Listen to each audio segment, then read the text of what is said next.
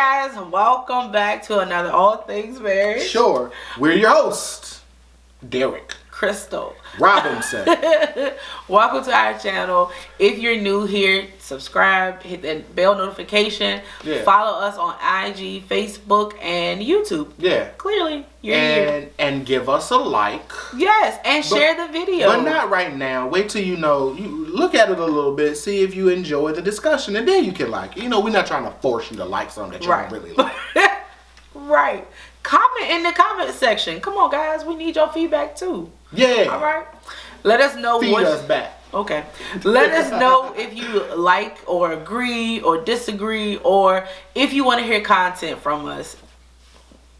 Concerning a specific subject. Yeah. Probably should put that button in there. Finish that statement. Yes. Anywho. So we talked about boundaries within the family last week. Right. And more specifically why boundaries are boundaries and why they're necessary. The goods, the bads, the uglies of the boundary, right? Right. And so this week we wanted to come back and we wanted to discuss a little bit more concerning boundaries, and more specifically in the vein of areas to bound and how to do so, right? Right. So we're not necessarily saying everybody. So whatever we discuss here, the things that we discuss, we're not saying that everybody should say my family can only come visit around 2. But like, what are the too many twos in the day? Yeah, it's too many twos, right?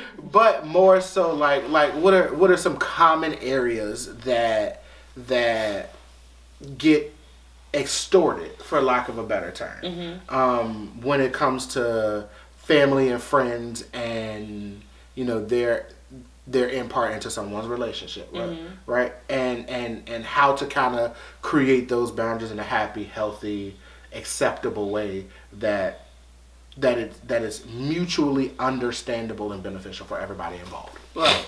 Well, we said last week to have that conversation, to express what it is that you need, and what you need from other people, and to model that behavior. Model the behavior. Yes. Right. 100%. And I feel as though the modeling is super important, and it's super key, because this is gonna sound maybe belittling a little bit if you're thinking of it in terms of an adult, right? But you have to train people, right? You have to teach people how to handle you. It's similar to like a pet. When you're trying to train an animal, a dog specifically, you model the behavior that you would like for them to perform. Well, you tell them the behavior. You model the behavior. And then when they do the thing that you want them to do, you give them positive reinforcement. Right. When they don't do the thing that you want them to do, you don't give them negative reinforcement, because it's still reinforcement. You do not reward them, and you do not give them the attention. Okay, Pavlov. No, it's called Jim Halpert. It's not. Before Jim, there was Pavlov. Okay. But you do the same thing with children, and over time, after repetition, the entity, the animal, the person, the whatever, begins to realize and recognize, oh, I receive this, or I get this type of response whenever I do this behavior. Conditioned response. Right. And so you begin to just do it, and over time it becomes so ingrained and so ingratiated in you that you don't need the positive response in order to do the behavior. Right. The behavior just becomes natural. Right. That is all. Right. So we're modeling. If we want someone, say for instance a single person, when we're dating, if you want your partner to open the door for you, there's a conversation that has to happen. And like we said last time, we give that individual the opportunity to say yes or no. This is something that I'm willing to do. This is something I'm not willing to do. Right. But we have to have those conversations. Right. We have to be an adult. We have to be intentional and direct. Right. Because the individual doesn't know what it is that you need. What are those things that say, I like this, but this could be better. Yeah. Until you have that conversation. Until you express it. And allow them the opportunity to actually do that behavior. Now, in that instance, I'm not modeling by opening your door for you, right, per se. However, if I'm driving, I can reach over and open his door. Right. As the individual said, once he's put you in the car and shut the door, you reach over and open the door for him. Yeah. That's a modeling technique. Right. But a lot of people. But also similarly, hey babe, do you mind opening the door for me? Mm-hmm. Simple. Like I have the conversation. I really, it really makes me feel good. I really appreciate it when you open doors for me. Right. It makes me feel safe and secure. Whatever your buzzwords are, whatever your trigger words are, and then the next few instances of approaching door, babe, do you mind opening the door for me? Right. Right. And this is probably getting off topic, but just a little snippet. Sure. Those things are, well, not necessarily getting off topic, but in dating, those things are a gradual thing. Right. Because we're learning. You're learning each other. I'm not going to just sit here for today and read this entire book and be like, I learned it. Yeah, no. No, I have to study the thing. I have to be... read a little, take some notes, apply it, talk about it. Different things like that. Yeah. And then sometimes I have to go back. It's just like reading the Bible. I have to go back. Reread, restudy. Based on the new information that I've obtained. Right. Yeah, all of that. Right. So we have to allow the opportunity and allow the time and the space for individuals to understand those boundaries that we have in place. I told you, and you only told me one time. Right. And then you didn't model. it. Right. Yeah. So that said, let's talk about it in the vein of family, right? And so the first, I guess you can say, tip, trick, rule, and we've kind of discussed it a little bit here, is the communication aspect. You have to communicate. So I would say like rule 1 for setting appropriate, happy, healthy boundaries. Healthy boundaries. Let's pause. I would say rule 1 for setting healthy boundaries between you and your family, you and your partner, you and your friends, would be communicating, right?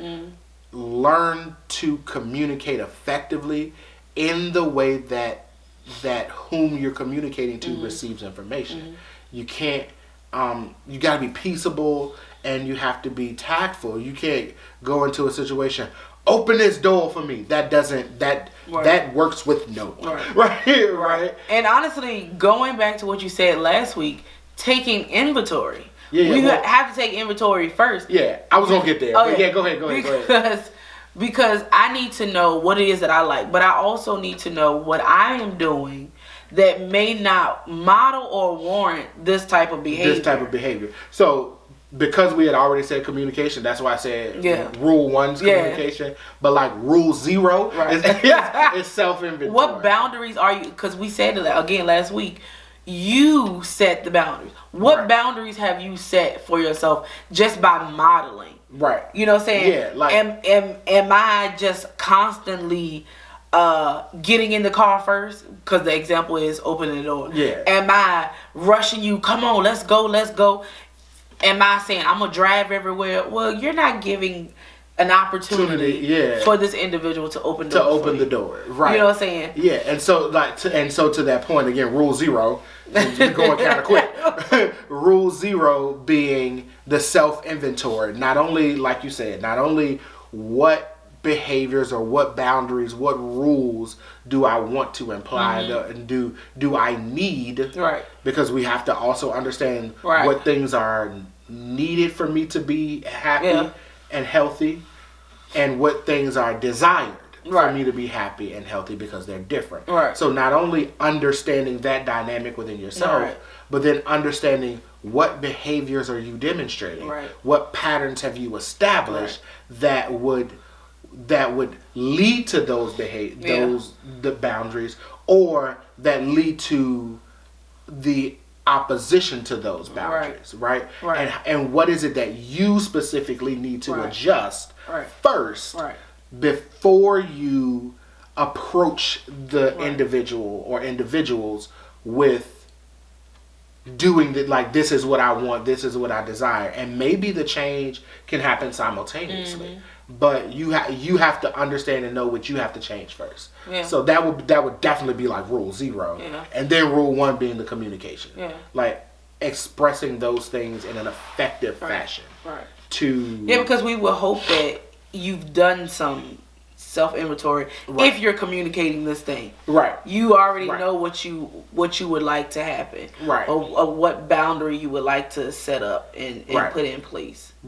And so just with that, with self-inventory and communication, what are some areas that or some boundary areas that would be helpful for a person to set with their family members or with their friends?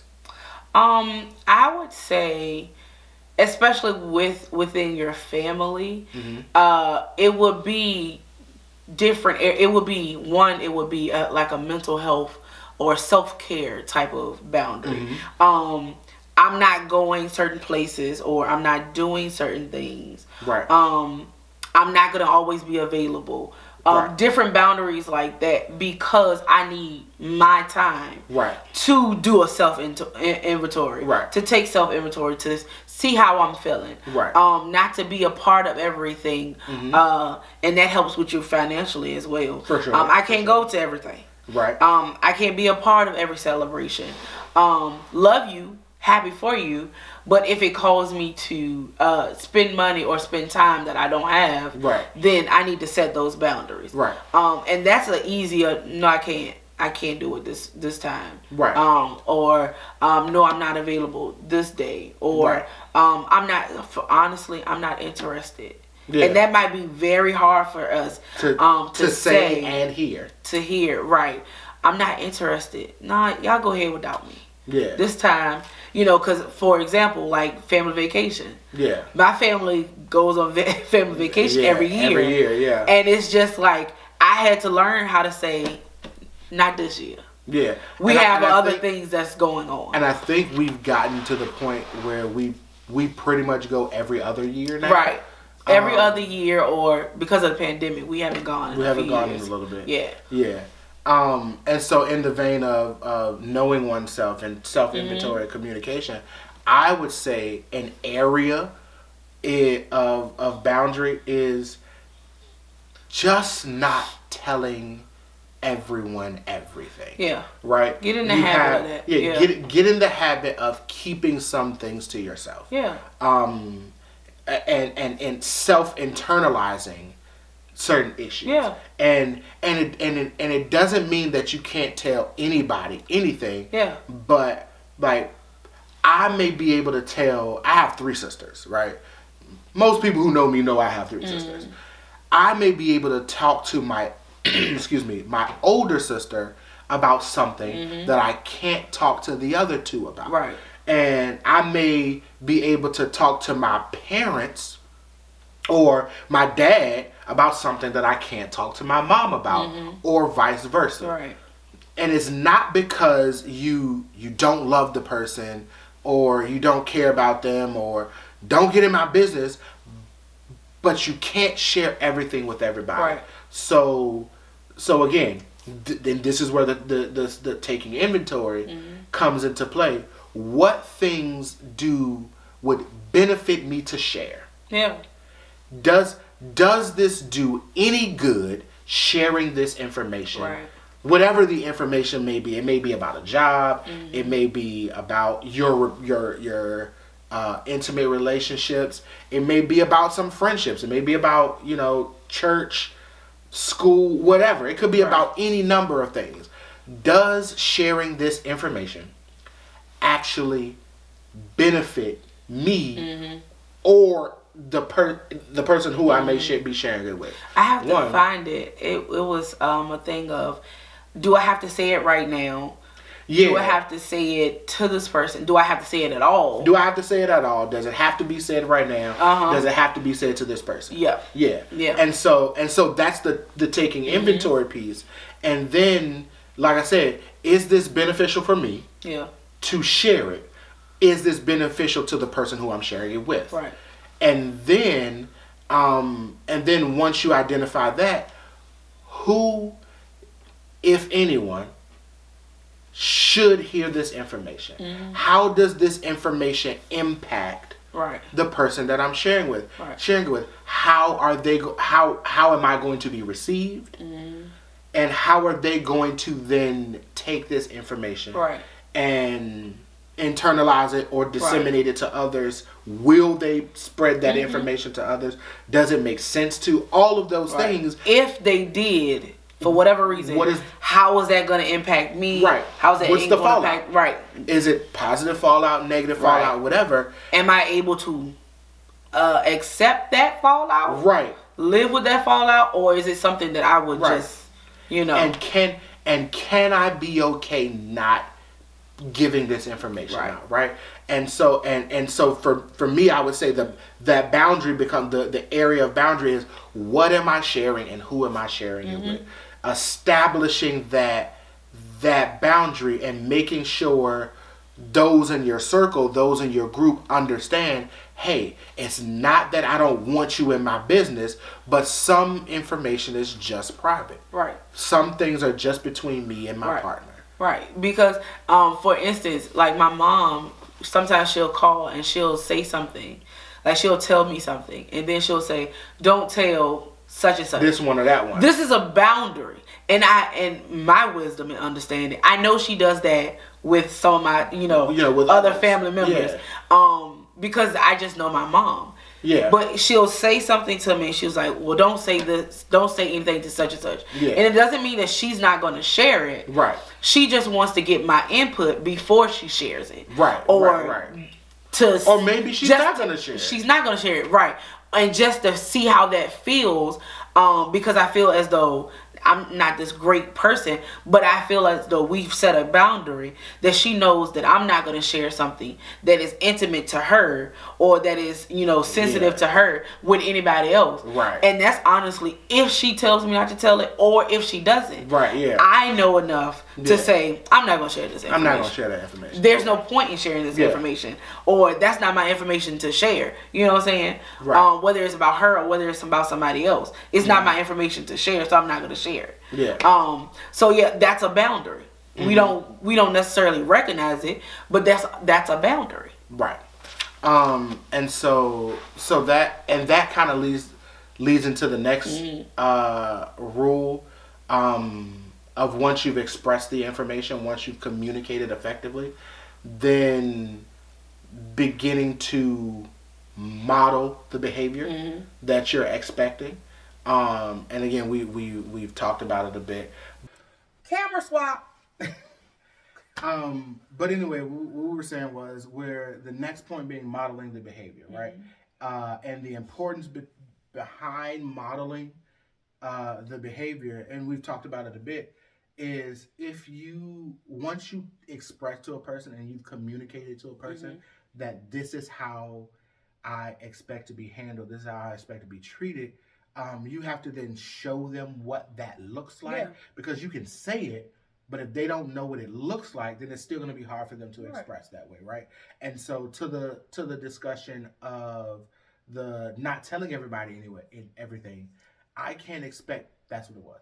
I can't expect you to trust me I can't expect to be able to, let me say this the right way. I can't expect to be able to trust you with my secrets if everything you tell me I run and tell somebody, right? Right. So in order for me to create the boundary of don't tell all my business, I have to be the person who doesn't tell all the business.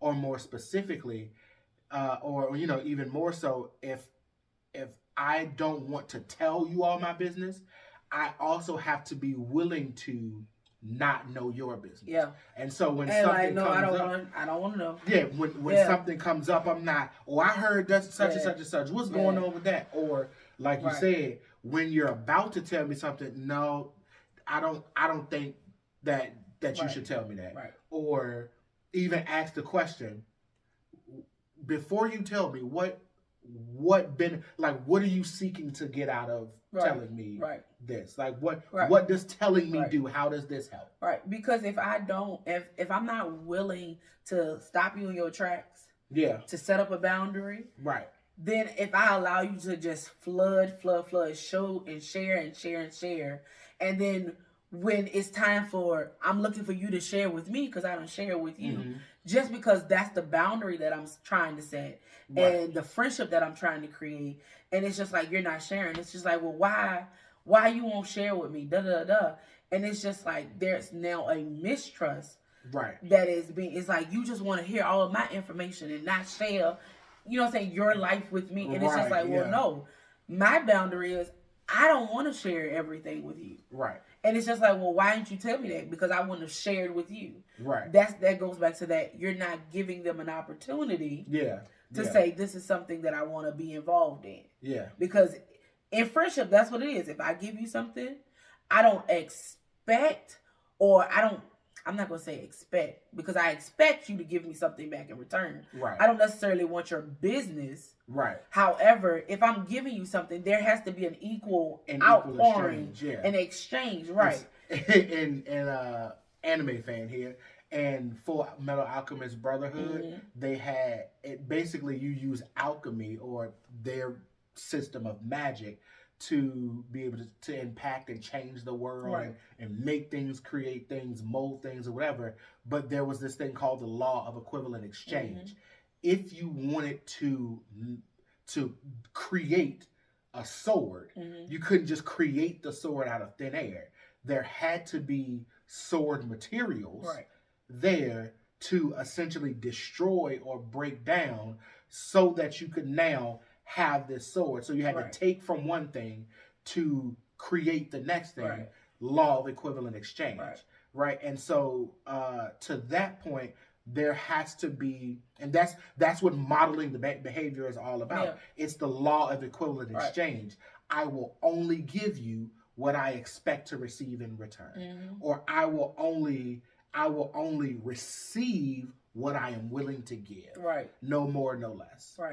So and what you but also what you were saying leads to the next point, or the next rule for establishing healthy boundaries, is the grace factor.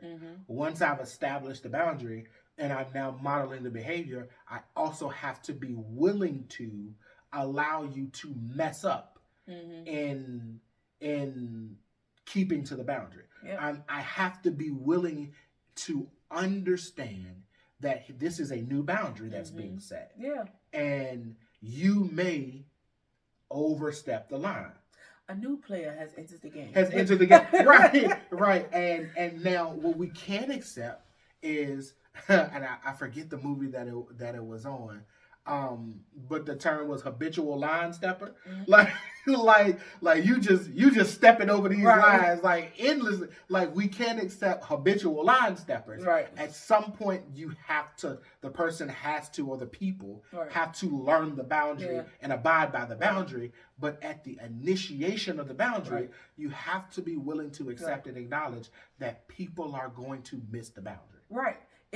It's again, it's kind of like when you're just dating.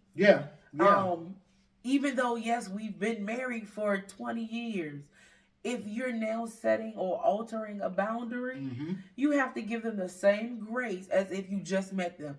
Hi, I'm Crystal. I'm introducing you to the new me for the first time. And now I have to give you that grace to let that boundary, that changed boundary, now become a norm. Right. Yeah. That, and Yeah. we've talked about, again, becoming different people. We're changing. We're evolving individuals. That's what humans are. That's what humanity is. Right. We're changing constantly. New experiences, new ideas, new thoughts, new desires, new dreams are becoming. New boundaries are being formed. Yeah. And we have to give individuals as well as ourselves the grace to learn. Because like we are on a constant health journey. Losing weight and eating better, and realizing what foods work for our bodies, what foods work against our bodies. That's a new boundary, or an altered boundary that we're trying to form. And we have to allow ourselves some grace. That doesn't mean we quit. That doesn't mean we just say, I'm fat. That's what it is gonna be. It's like, no, I need to set a new boundary. I need to adjust old boundaries, and I need to learn how to live in this newness of a healthier lifestyle. Yeah. And so in the last discussion, we gave a really good example. That's my bad. Okay. In the last discussion, we gave a really, really good example of modeling the behavior and giving grace. But I would like for you to give a different example of when creating the boundaries, when establishing boundaries with the family. What's an area that you can that you would definitely need to model a behavior or model the boundary, and then give grace for the individuals to mess up and overstep? Ooh, let's see. We don't have children yet. But I think bringing a child into the world, into our family. That is an awesome example. Keep going. We have to model as well as inform our parents of how we're raising our children, and how we're going to rear them. Right. And how we would like. Now, you don't take everything away from them. They're grandparents. Right. And I would go so far, let me interrupt for you for 2 seconds. I would go so far to say not just parents, but aunts, uncles, siblings, cousins. Yeah. The whole nine. Yeah. I was just giving a specific with the parents. Yeah. But how our family is supposed to interact with our children, and what things that we set for our kids, what boundaries that we set for our children, is not just for our children, but it's for our family to realize these are the boundaries that we set for our children. Right. Now, we allow grace because we know, no baby. Yeah. Yeah. And we want to just give them everything. We want to do everything. And it's just like, no, I need my children to be well-rounded and stable and aligned. Yeah. And so we don't give them everything that they point to that they want. Right. We don't open every door. And let's say this. We don't open every door or move everything out of their way. No, let them learn. Let them learn how to. Okay, motivate them. Pick it up. Come on, you got it. We may inch it to them a little closer if they can't crawl or whatever.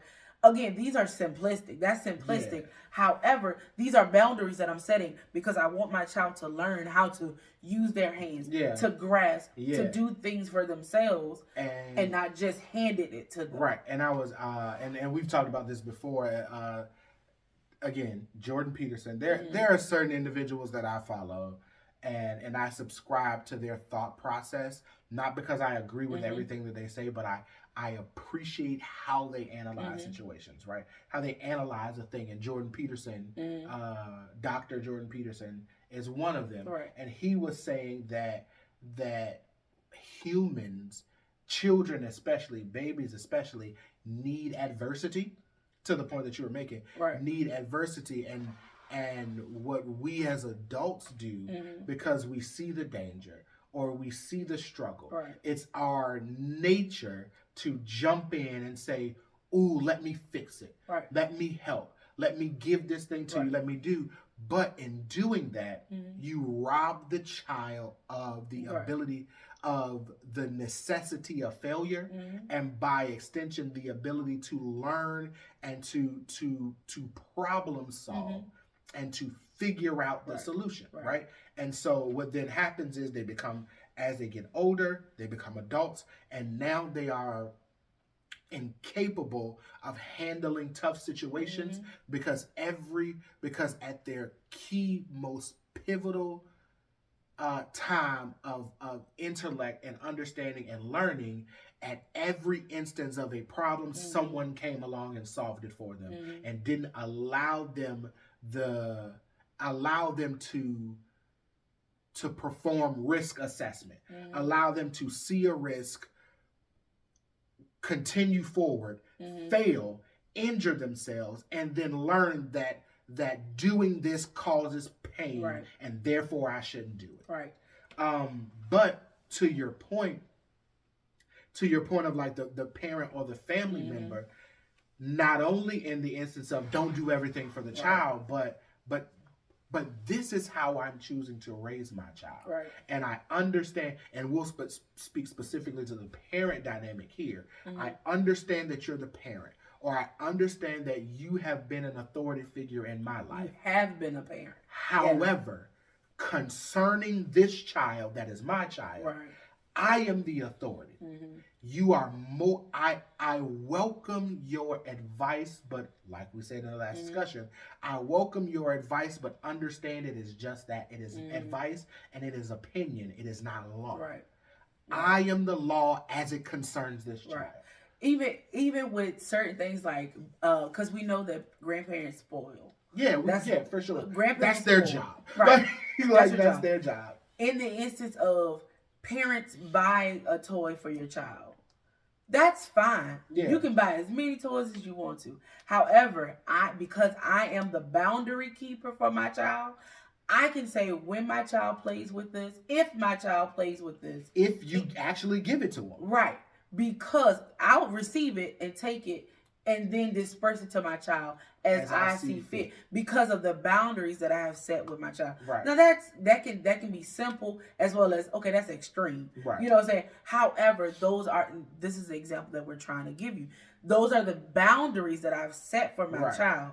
I give you grace by explaining to you and then modeling how I interact with my child. Right. And then, yes, spoil. However, these are some boundaries that I have set in place for my child. And a really good example of the modeling of that behavior is we'll use snack time. Or like you said, the opening the doors, the giving the things, we'll use snack time. We all know, not just grandparents, but everybody loves to give kids snacks. Yes. Everybody loves to feed. See them like we want to see the children eat. Right? Right? And look how he just chewing. Right. But as parent, if I say I don't want my child to have a bag of chips right now, or I don't want my child to have this piece of candy, I don't want my child to have whatever the thing is, they just ate, they don't need anything. And then since we're using grandparent, we'll say that's funny. And we'll go ahead. We'll say, since we say parents, we'll say grandparent, right? Then grandparent said, "Come here, baby. Here, you can have some chips." As the parent of the child, the modeling of that behavior then says, and again, we'll use our nephew because that's a name that we've said before. Come here, Caleb. Let me see that. Takes it from Caleb. Thank you. I appreciate it. You're being nice to the child, tackle to the child. Thank you. I appreciate it.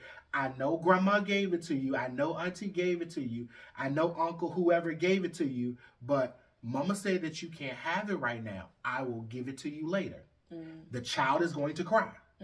They're going to cry. Now you spoil my child by hugging them. And then go ahead and spoil them. So that uncle, auntie, cousin, brother, sister, nephew, grandma, grandpa, whoever sees you then remove this thing from the child that you told them they couldn't have anyway. Now, and nobody wants to see the child cry. And then you politely have the conversation later. You politely have the conversation. I didn't want them to have any chips right now. I didn't want them to have any candy right now. So next time, give it to me and I'll give it to them. Or they can have a snack in 20 minutes, but not right now. Right. You know what I'm saying? Yeah. Like that's how you. So it's not necessarily I'm giving them a snack at this time. So but it's this is how I'm deciding to handle this situation. Please honor it. And yes, everything you cannot in these instances you cannot stop somebody from giving your child candy. Family, let's say family. I would disagree. All the time. You can set boundaries, but again, we've established that grandparents spoil. Right. So, and we've had this conversation. Yeah. I can see if you gave my child this chip behind my back. Now that's a whole nother topic. Right. However, that's what grandparents do. That's what they be like, look, this between me and you. Yeah, grandparents do that. Again, this is forming connection. Yeah, 100%. Forming structure, the family structure. You know, I can't get it from mom, so let me see what grandma and grandpa do. Right. Understand that that's not something that's gonna have somebody mad at you forever. Right. Yeah. And we just don't like each other. No. Right. However, we have to get in the mind of we're trying to have an aligned. Right. A positive alignment within the family structure, and we have to set certain boundaries. And with kids, because we have a lot of chaos sometimes with our children because we haven't set those boundaries. Yeah, and that's where to that same example, and that was a really specific example, but the area of boundary is the child raising, right? And so, but that's also to your point where the grace comes in. We know grandma and grandpa specifically, right? Grandma, auntie, and uncle, like we know they're going to. I'm gonna have to talk to Aunt Kathy. Aunt Kathy. Look, ma'am, don't be bringing a toy over here every day. We know that they're going to spoil the grandbabies. Right. We know they're going to spoil the little ones, right? Yeah. And so the grace is you don't get mad at every little thing. Yeah. You don't get upset and everything becomes an argument. But the establishing the boundary is, okay, if you know that I said no chips, or you know that I said no toys, time out, whatever the case may be, my child should not see you knowingly doing this thing behind my back. It shouldn't be an instance of mama says stop, mama's right here, mama says stop, grandma's right here, grandma saying it's fine, let them do it. Yeah. That's a no-no because you're giving the child the impression that mother's word doesn't matter. Right? And so, or father's word or whoever doesn't matter. And so that's where the boundary piece comes in is definitely understand that I'm the parent. Right. And I make the decision concerning the child. The grace factor comes in with, I know you're going to want to spoil this child. Right. So I'll accept certain levels of spoiling. Right, because even if you do, we have that conversation and we say, I didn't want them they can have a snack in 20 minutes. So then I give the snack to grandparent. And the grandparent or the aunt, the cousin, the sibling, or whatever, whoever it may be, can then give the snack to the child. So, in all actuality, I got the child not to eat for 20 minutes. Right. And the grandparent got to give the child a snack. Right. The child got to get the snack. Yeah. However, the boundary is still set. Right. Which then leads into what I would think would be the final point. And of course, you can extrapolate these things as much as you want to, right? But we're broad strokes here. Yeah, but what I would consider the final point is learning where the cutoff point is, right? Like we said, we give grace. We model the behavior and we give grace, but there also has to be a cutoff point. Right. There also has to be a point where you say, okay, enough is enough. Right. I have created the boundary. Again, habitual line steppers. Right. I've created the boundary. You are continuously overstepping the line without care or concern for the boundary that I have set. Now we're going to have a hard boundary. Now there is a hard boundary. Now there is a point where you reach a point where, okay, you refuse to accept the boundary here. Therefore, I will not. I don't want to say I'm not going to deal with you, but this is no longer an area of communication or hand dealings with this specific thing, right? So that again, that doesn't mean you cut off a person completely, but you say, okay, you and example. Go ahead. Example for that. Speaking of children, if you say, well, you can go over to your grandparents' house, and every time my child is at the grandparents' house, they take them over to somebody's house, and I say I don't want them over there. Yeah. I don't necessarily deal with that person, or I don't like the way they deal with things. I don't think their house is safe, etc. Whatever it could be. I don't want them over there. Grandparent continues to take them over there every time. Continues to take them over there, or at least too many times you keep taking my child over. Well, now you can't keep my child. Right. Now it's a hard boundary. My child can no longer stay at your house. Right. You can come visit my child whenever you want to. I'll bring my child over there and we can visit, and then we all come home. Right. Now you can no longer have any time with my child. They cannot spend the night at your house, etc., etc., because you don't respect the boundary that I have put in place. Another really good example of boundaries with friends and family is you don't honor my relationship. You don't honor my partner. You don't respect my decision to be with this person. Right. Or the way I'm handling my relationship. Every time we come around, you got something to say. You got something to say. I'll use this one, and I'll put this one in the vein of friendships because you know how much I love my guys, right? Like to this day, would do anything I can for them, right? I feel like we all have that mutual love and compassion for each other, right? But I realized that some of my friends, I could not discuss our relationship and the ups and downs on the earlier end of our relationship. I could not discuss those things with some of my friends because while they love me, they love Crystal, like friends, loosely friends, and I say loosely because friends by friendship, right? With Crystal.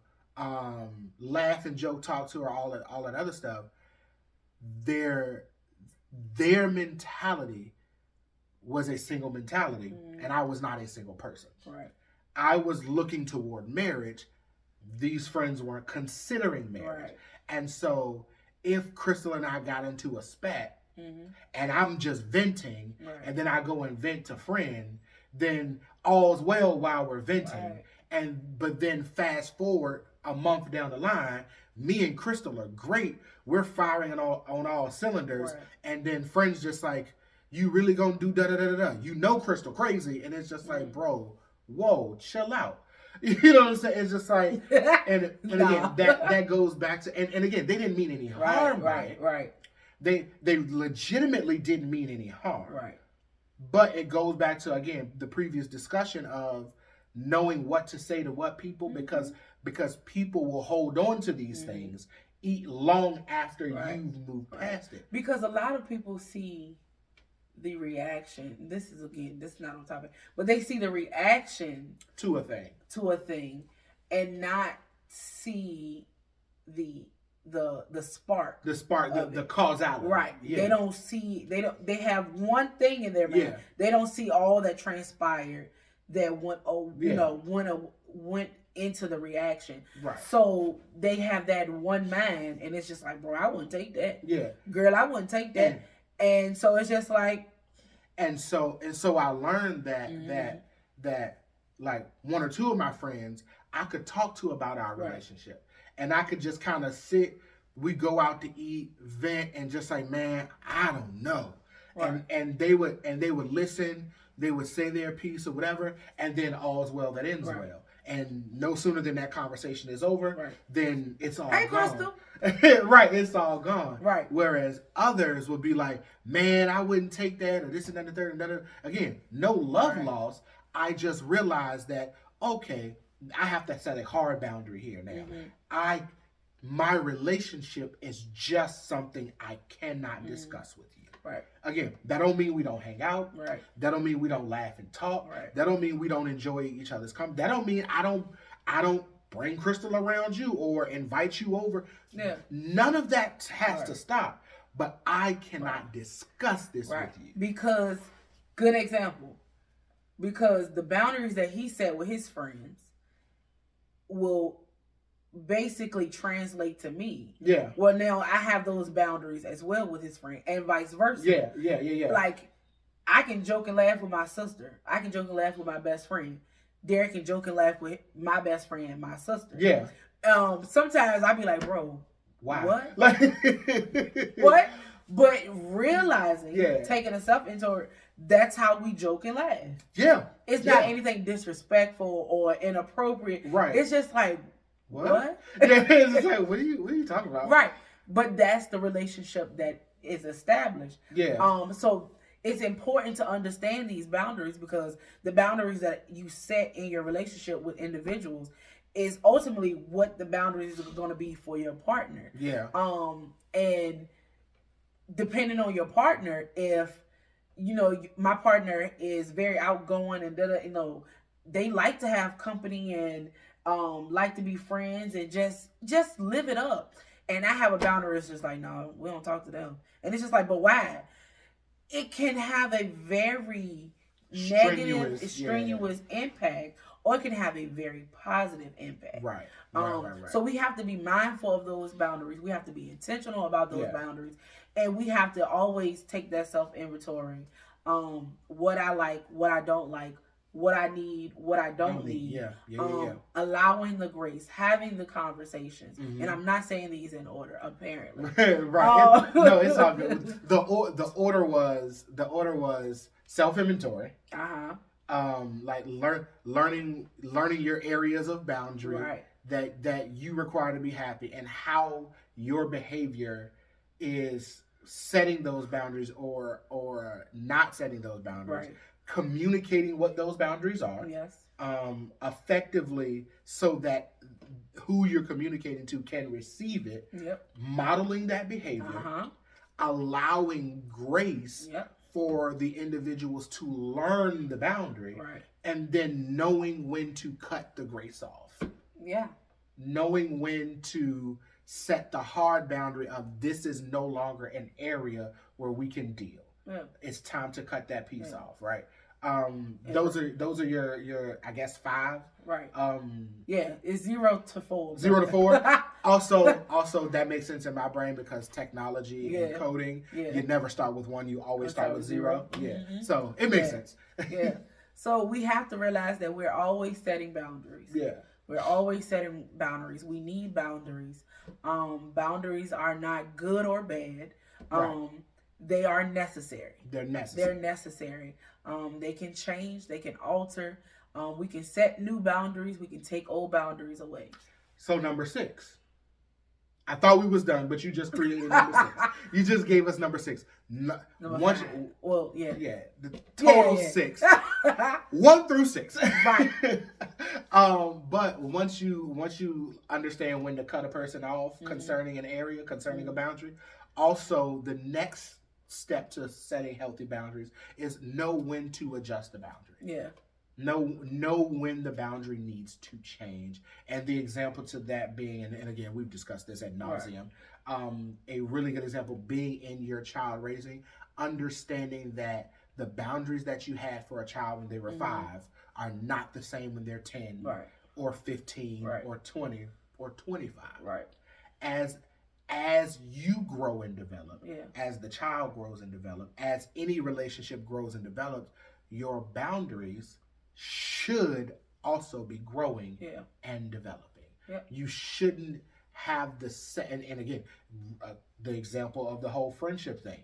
My initial, because of the way me and my friends became friends, my initial response and my initial boundary to them was, anything that I am going through in my life is up for discussion and up because you all were my crutch. You were my safe haven. I could come to you with anything. Right. But then as our relationship grew and as I matured as an adult, as they matured, I begin to understand, we begin to understand collectively that we can't introduce everything to each other. Yeah. We can't, like me and my guys, like we would spend all night with each other, sitting up all night playing video games, whatever.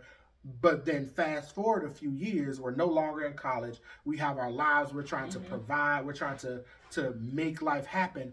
I can't play video games with you for 6 hours a day. I can't sit up with you till 4 a.m. just laughing and talking because I gotta go to work tomorrow. Yeah. You know, I have a wife to attend to.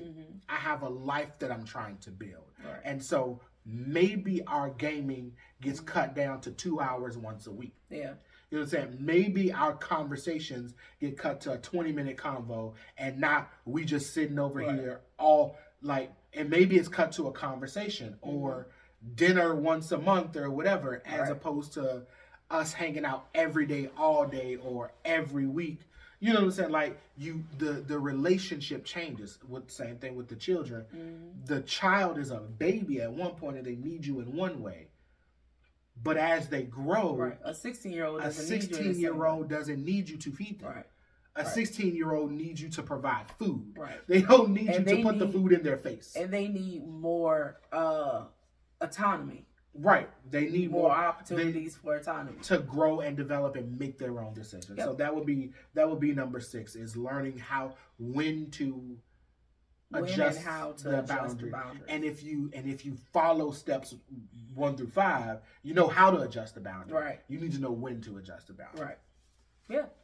So guys, that's it. We hope that you guys learned something or gained a little bit more perspective on your family structures and how to adjust and adapt and to set those boundaries so that you can have a stable family structure, an aligned family structure, start adjusting and having more positive relationships and connections within your family. Yeah. But until next time, we'll see you guys later.